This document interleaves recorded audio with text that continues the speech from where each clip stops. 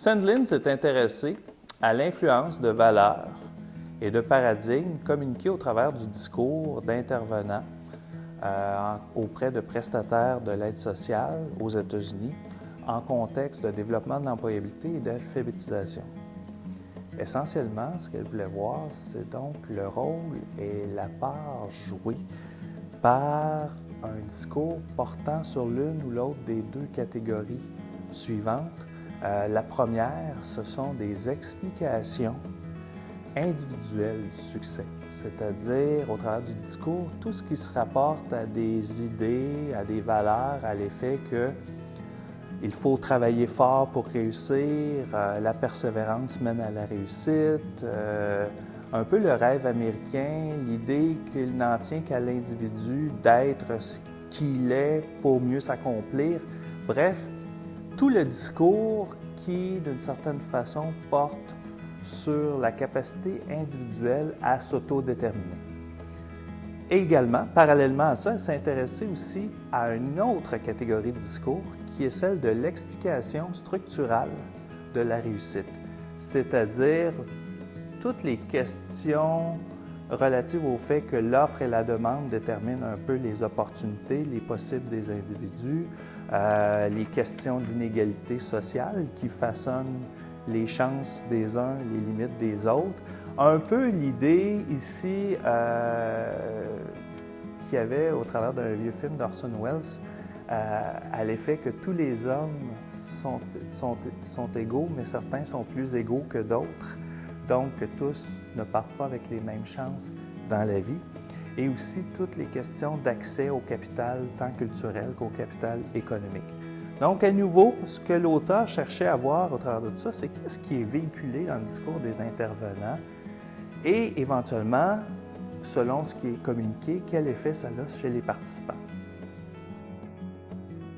Parmi les résultats de l'enquête, notons tout d'abord que Sandlin a relevé que la majorité des interventions qui sont faites en contexte de développement de l'employabilité et de l'alphabétisation, du moins dans les cas qu'elle a pu observer, sont de l'ordre d'une explication individuelle du succès, c'est-à-dire qui prône l'autodétermination de l'individu. Au travers de ça, en examinant ensuite l'influence que cela peut avoir chez les participants, elle relève l'idée ou elle souligne le risque ici d'un effet pervers, d'une intervention uniquement ou trop centrée sur une telle explication individuelle, à savoir que l'on peut générer une culpabilité chez les individus. Autrement dit, si je ne trouve pas d'emploi, ce n'est jamais la faute de l'environnement, ce n'est uniquement que de ma faute. Donc, toutes difficultés dans ce contexte-là sont portées par l'individu lui-même. Donc là, c'est un effet qui peut être passablement nuisible et qu'il faut faire attention, comme intervenant, de ne pas être trop porteur. L'autre élément, c'est qu'elle a constaté que les enseignants ou les intervenants qu'elle a pu observer ne partagent souvent pas les mêmes réalités socio-économiques, le même capital, le même parcours de vie que les personnes qu'elles accompagnent. Dans l'étude, notamment, elle relève que la majorité des intervenants, par exemple, sont blancs, issus de classes moyennes ou supérieures, possédant un patrimoine culturel peu teinté d'embûches ou de difficultés d'ordre psychosocial, ce qui est souvent le contraire des clientèles. Donc, conséquemment, ce que ça appelle les résultats, c'est une plus grande sensibilité à la diversité, de prendre en compte que mes valeurs comme individu, mes valeurs d'intervenant, non pas comme intervenant, mais comme individu derrière l'intervenant, ne sont peut-être pas fondées sur le même type d'expérience que celle des gens avec qui j'interviens. Enfin, le risque de porter des interventions trop centrées sur une explication ou uniquement sur une explication individuelle de la réussite, je reviens sur l'effet pervers que ça a, c'est qu'on contribue du même coup à la reproduction du mythe.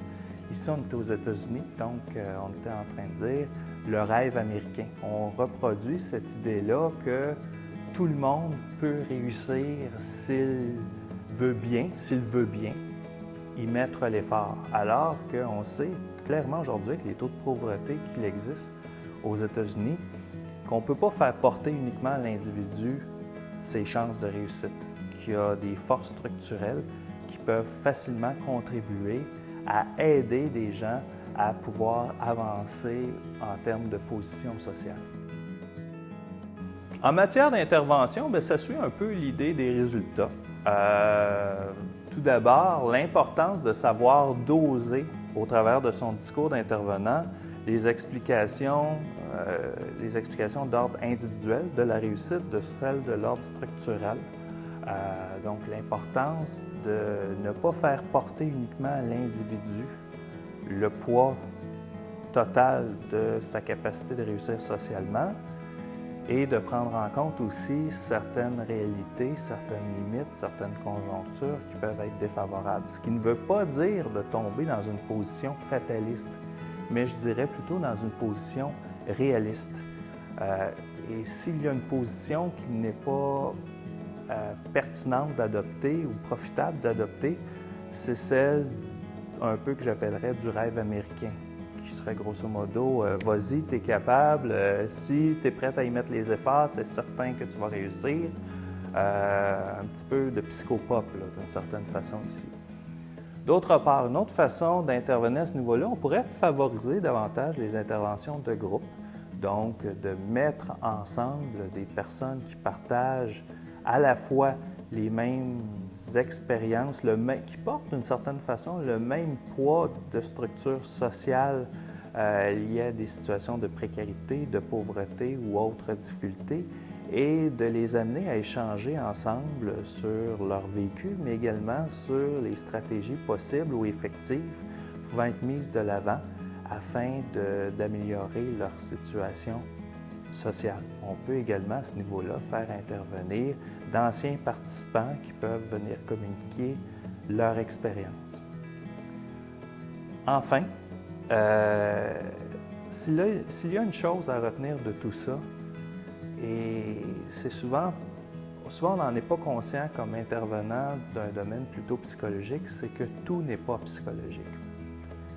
Comme être humain, il y a une part importante du social qui façonne qui on est, qui ne détermine pas nécessairement qui on est, mais qui joue certainement un rôle sur l'univers de possibles auquel on a accès et qui détermine, et pas qui détermine, mais qui amène un petit peu le terrain sur lequel on est appelé à composer. Donc voilà pour cette capsule. S'il y a une chose que j'aimerais que l'on retienne de tout ça, c'est cette idée-là, c'est que on a les capacités pour intervenir sur le plan psychologique. Maintenant, dotons-nous en complémentarité de notions minimales suffisantes pour bien être en mesure d'explorer et de comprendre la situation d'une personne sous une perspective nettement plus élargie qui fait intervenir des éléments à la fois sociologiques, mais qui pourrait aussi faire intervenir des explications d'ordre économique, politique, voire même biologique.